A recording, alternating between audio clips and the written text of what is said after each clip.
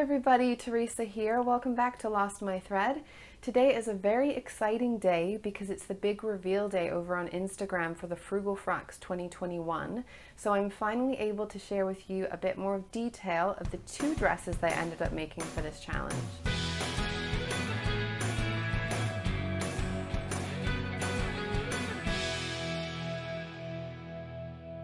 Now, if you watched my inspiration video for the patterns and fabrics I was considering for this challenge, you probably already know what I've made because I did tell you this was a possibility and I'm wearing it now, which is a dead giveaway. This is the Barden Dress, which is designed by LB Textiles for Peppermint Magazine. Again, it's a free pattern. This is fabric that was in my stash that had been sitting around not getting made up into anything. This fabric is such a beautiful viscose linen blend from the Fabric Godmother. It's got a nice, just faint blushy pink color to it. It's got a really cute print with some people and little shadows on it. It's got a really beautiful drape, but a little bit of weight to it, so it really swings when I'm moving around in it. It is such a lovely fabric to wear. It was so beautiful to work with, honestly. It's just one of those fabrics that just does what you're asking it to. It doesn't fight, it doesn't shift, it goes where it needs to. It was a really, really nice fabric overall, and I'm so glad that I finally got out of the stash for this challenge. Now, the big reason I was thinking about this dress for this fabric is because it gathers really nicely. I knew that it would, just looking at the drape of it, the weight of it, and it did not let me down. I feel like the tiers on this are absolutely beautiful. It's not like really over the top gather. It's just a nice, pretty, delicate, feminine detail. And it definitely gives me a good amount of room moving around in the bottom, letting a lot of airflow coming through. So this is very much a summery dress, and this fabric is so perfect for that. It's really breathable, really lightweight. I feel like on a really hot summer's day, this is like exactly what I want to wear all the time when it's really hot. So I know I'm going to be wearing this one a lot. I did make this pretty much as it was on the website. I didn't make a whole lot of changes. I think the big difference is that for me, I felt like it was a bit too oversized. So the design of this pattern is it is meant to be a looser fit, oversized fit, which is great when it's really hot. You don't want to have anything too clingy. But for me, I felt like I needed a little bit of shaping in the waist, not anything dramatic, but I felt like I just wanted to bring it in just a tiny bit. And I ended up putting in some waist ties. So I made some waist ties, put them in at my natural waist, and I tie it just loosely at the back. It's not needing to be super cinched in, but just to show my figure a little bit more. Because this fabric has a lot of drape to it, it really doesn't need a lot. It just needs to go in a tiny bit and then you can see my figure through. And I feel like that was a nice detail to add. I prefer the way that it looks with that waist tie on there. I also want to mention this one has some really fantastic side pockets, so really nice roomy pockets I'm always going to be a big fan of. The finish on this dress is really beautiful as well. It's got a bias bound finish on the neckline and the underarm as well, and I made my own bias binding with some scrap fabric that I had, so it's just a quilting cotton that I used, made some bias strips out of it, and I really like the little pop of color on the inside. You can't see it on the outside when I'm wearing it, it's just a little something fun for me. And then for that as well, I decided to also add onto the hem. So the instructions are just to fold the hem up once and then again, and then stitch it along the fold line. But for me, I really like to have all of it tied together, but I also do prefer a bias bound hem on the whole, especially for a dress that's quite lightweight and loose. It just adds a little bit of extra weight to it at the bottom, and I think it's just a really cute finish overall. I have made LB Textiles patterns before. I made the Sorrento bucket hat of theirs, which was a super cute pattern, and it came together really well. So I felt pretty confident going into it that this dress was going to be well drafted, that it was going to be good instructions, and it was exactly as I anticipated. So it's really nicely drafted. For me, I usually have to do a full bust adjustment, but because it was quite loose in the bust area, well, loose everywhere to be honest, I didn't size up at the bust. I didn't do any full bust adjustment, and I feel like it actually fits really nicely over that area. I think it worked out really well, so I'm glad that I didn't touch that. Because this is a sleeveless dress, I really appreciate that there's like a decent width here of this strap here, so the shoulder seam, it's not too narrow. I do find it really annoying when you make like a tank top or a, strappy dress top kind of thing, that if you have a bra on, it often shows, it peeks out, and because this is nice and wide, it does a really great job of hiding your bra, which is just a really nice bonus for me. I would absolutely recommend this pattern to even absolute beginners. Honestly, it's got such great instructions. There are some more slightly unusual details, maybe a little bit more tricky if you haven't sewn anything before. It's got some gathers and that binding around the neckline and the armhole. But honestly, if you follow the instructions, I think an absolute beginner could 100% make this. I don't think it would be out of reach. There's no fastenings, there's no buttons, zippers, anything like that. It just pulls over your head. So I feel like overall, it's a really nice, simple make, and I whipped it up so fast because of course I'm not a beginner sewist. So I was able to put this together in like an afternoon, and I really love how it turned out. I am definitely going to be wearing this a whole lot this summer.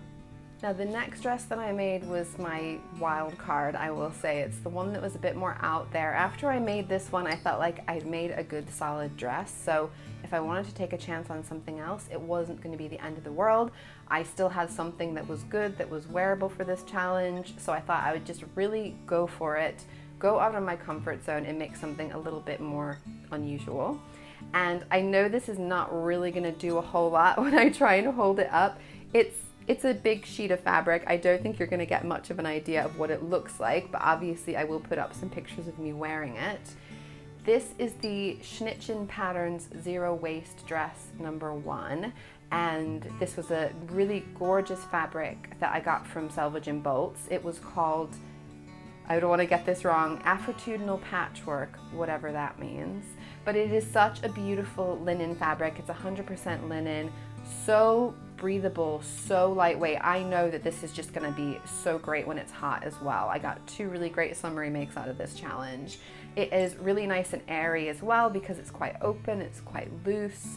It was quite an unusual design there. I think, as you can tell basically from looking at the pictures, it's essentially just a big piece of fabric that's folded in half, wrong sides together, with a little neck hole cut out.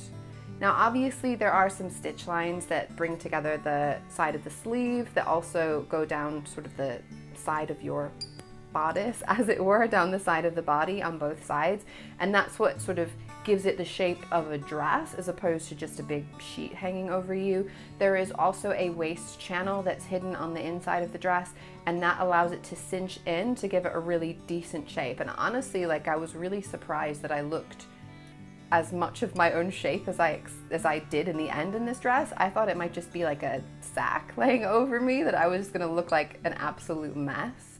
I feel like the whole process of making this dress was quite interesting, quite unusual.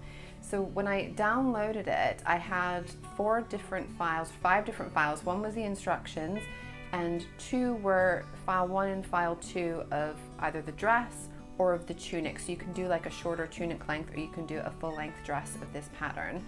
And each of the patterned ones had 36 pages. So the ones for the dress, there was 2 36-page files, one called file 1, one called file 2. When I looked in the instructions, there was no indication of what the 2 different files were, why they were different from each other.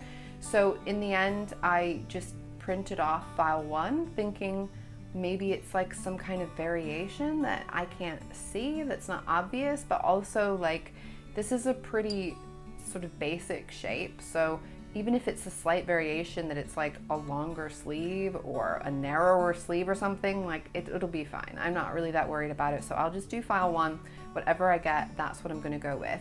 So I printed out 36 pages, and when you look at the pages, they are mostly blank. So you really have to piece it together to be able to see what you're gonna get in the end.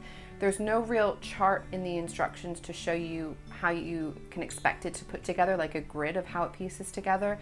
So I assumed that it was just gonna work out if I went ahead and just pieced together file 1. Once I finally pieced it together, which was a lot of pages, like a decent amount of pages, it became really obvious that that is really just half of the pattern.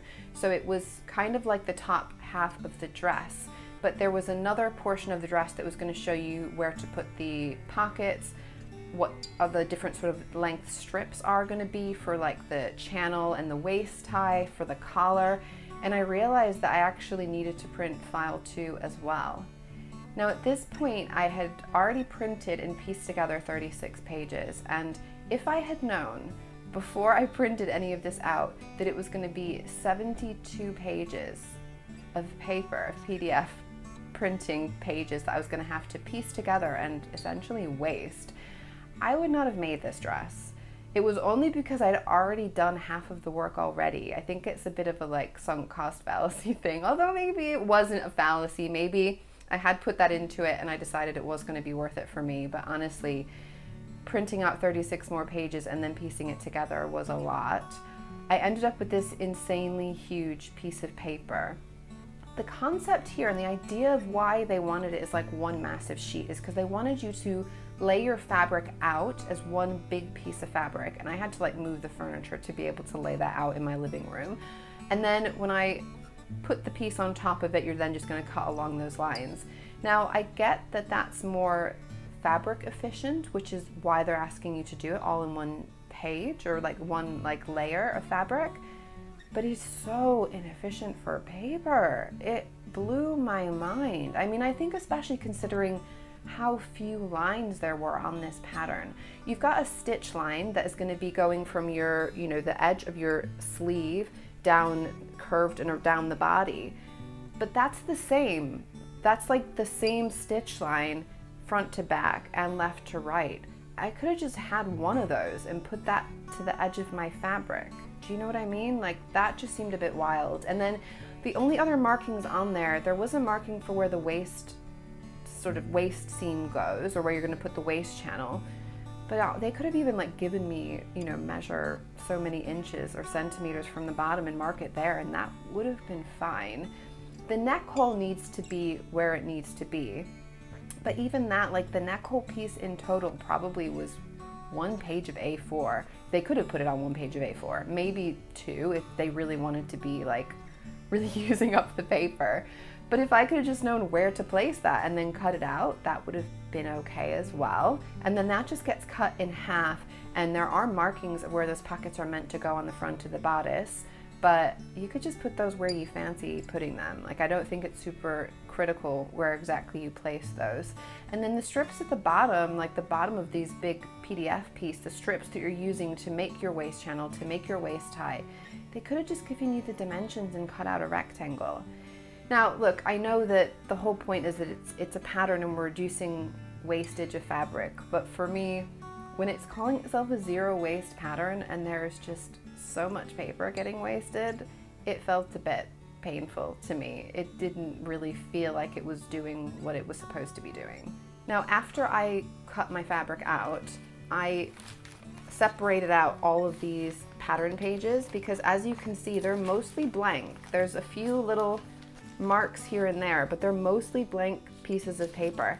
So I've just pulled them apart again, and I'm going to be using this paper. So I always like scraps of paper for all kinds of things like bookmarks, shopping lists. I'm a list maker, so I like to make physical lists a lot as well. So I will use this paper. It's not going to be completely wasted, but yeah, I didn't like piecing together 72 pages of paper.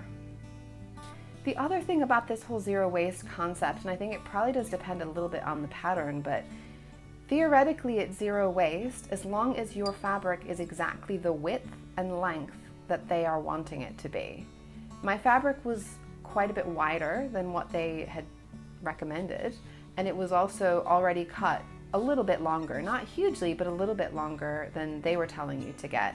And I feel like in reality, you know, it's never going to be exactly the dimensions that they're telling you for it to be. And I did consider whether to put my pattern pieces just kind of in the center of that dress, of that fabric, so I could have, maybe it would be a bit of a longer dress or slightly longer sleeves, and that would be fine. It wouldn't have bothered me that much. But then I felt like actually that's more wasteful, because if I have a decent chunk of fabric left over, like especially in the end I end up with some really nice decent long strips of this fabric, I can totally reuse those as scraps, and that's less wasteful to me than just having more fabric on the dress pointlessly. And I think that was the thing that occurred to me with this dress overall, is that theoretically we are making less waste because you're not having all these scraps left over from what you're making with this dress, but you're just using that same fabric in the dress. You're just packing that dress full of unnecessary additional fabric, if you know what I mean. And actually, if you are someone who is good at scrap busting and you use up those extra bits of fabric, that's probably overall less wasteful. You're using more fabric in useful ways. So Anyway, it was an interesting experiment, and I'm sure there are lots of really cool zero waste patterns, but my first experience with zero waste pattern from this one left me a little bit wanting as far as the reducing of the waste. That's just me. All right, and I did want to talk just briefly about the instructions as well, because the other dress that I made, the one that I'm wearing, fantastic instructions, really great and clear and easy to follow. These ones were clearly not written in English. They were translated to English rather poorly. I think the most notable example, which any of you should be able to understand why this is like really not an okay mistake to make. The dress, when it was telling you about stitching different sides together, instead of talking about the right side and the wrong side, it was talking about the right side and the left side, which, I mean, I realized what they were saying because I've made clothes before, and I was like, they must mean the wrong side. There's no way they're talking about the left side of this garment. But if you're not someone who's made clothes before, that could really confuse you. I think that could make you sew this up completely incorrectly and pull your hair out and not really know what the heck is going wrong there.